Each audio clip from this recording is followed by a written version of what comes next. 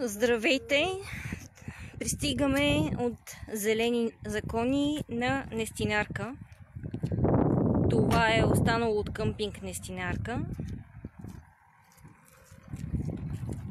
А нашата задача е да видим дали тези имоти тук, останалите незастроени, са дюни или не са.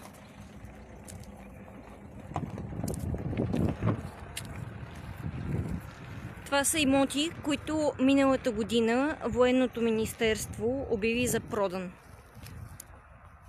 Те не са официално картирани от държавата като дюни. Затова от Зелени закони започваме с тях, като сме тук заедно с наши експерти и учени, експерти, които могат да направят ботаническа експертиза за това дали тук могат да се намерят дюнни растения, които да защитят последното кътче на Нестинарка от застрояване.